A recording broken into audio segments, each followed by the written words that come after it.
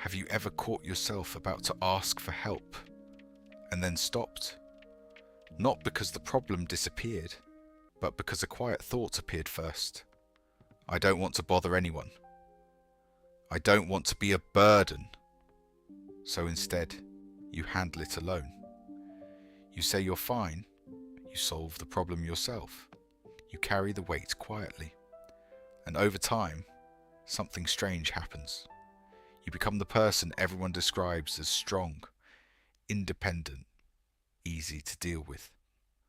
But inside, there's a question that rarely gets spoken out loud. Why does needing people feel so uncomfortable? Why does asking for support sometimes feel almost wrong? Imagine a simple moment. You're having a difficult week. Work is overwhelming. Your mind is exhausted. You feel like you're carrying too much. So you think about texting a friend, just to talk, just to share what's going on. But then another thought appears. They're probably busy. I don't want to dump my problems on them. They have their own life. So you don't send the message. You put the phone down. And once again, you carry it alone. If this sounds familiar, you're not the only one. For many adults, the fear of being a burden is incredibly powerful. Not dramatic, not loud, just quiet and constant. But here's the interesting part. This fear rarely begins in adulthood. It often begins much earlier, sometimes in small moments that didn't seem important at the time. Picture a child who falls and hurts themselves. They start to cry. But before they can explain what happened, they hear something like, "Stop crying. You're fine. It's not a big deal." Or imagine a child who tries to express frustration. Maybe they say they're upset. Maybe they say something feels unfair. But the response isn't curiosity. It's exhaustion. "Not right now. I can't deal with this today." Don't make things harder. Children are incredibly perceptive. They learn quickly what reactions follow their emotions. And sometimes the lesson becomes clear without anyone meaning to teach it. My feelings create stress for others. My needs cause problems. So the child adapts. They become quieter about their struggles. They handle things themselves. They learn to solve their own problems earlier than expected. Adults often praise this. What a mature kid. So independent. They never cause trouble. But independence learned too early sometimes comes from a very specific place. Not confidence, but caution. Pause for a moment. Think about how you react when you're struggling. Do you reach out easily, or do you wait until things become almost unbearable? Many people who fear being a burden develop a habit. They minimize their needs. They say, "It's okay," even when it's not. They say, "Don't worry about me," even when they desperately wish someone would. This pattern can quietly follow someone into adulthood. The friend who always listens, but rarely shares. The coworker who takes on extra work, but never asks for help. The partner who tries to solve every problem alone.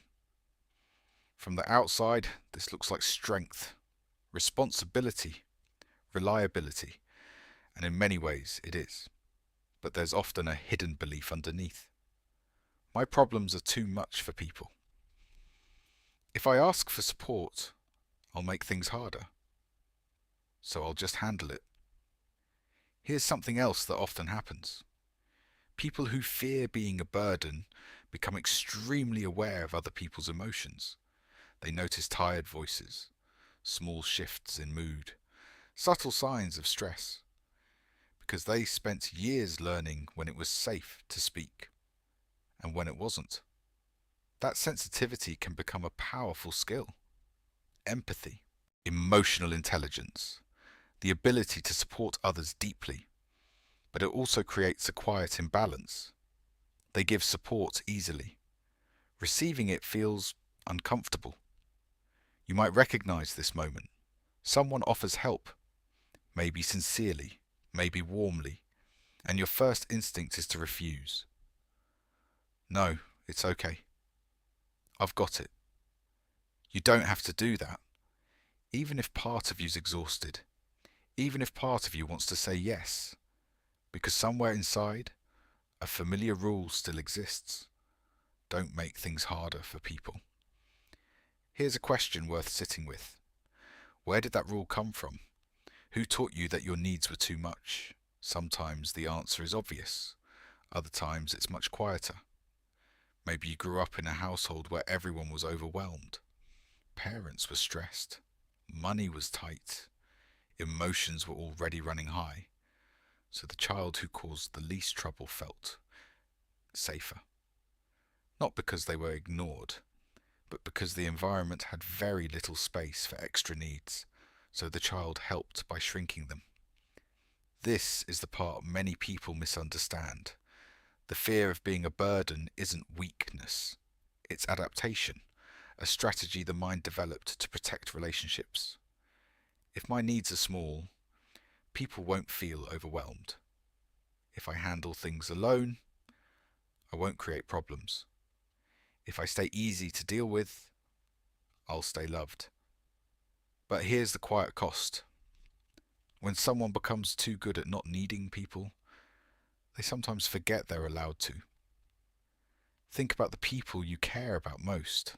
A close friend, a sibling, someone you truly value.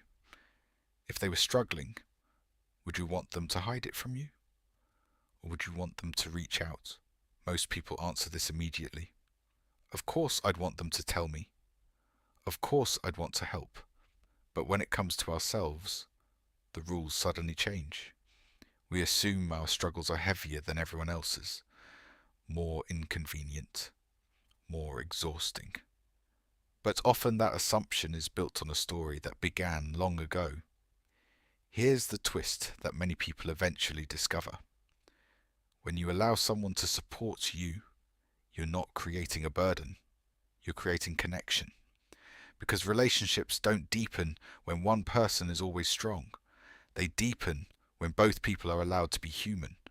The person who fears being a burden often becomes incredibly reliable, thoughtful, emotionally aware. But they sometimes carry something heavy without realizing it, the belief that their needs are less important. So maybe the real shift begins with a small question, not how do I stop being a burden, but something gentler. Who in my life might actually want to be there for me? Because sometimes the strongest thing a person can do is let someone else help carry the weight, even just a little.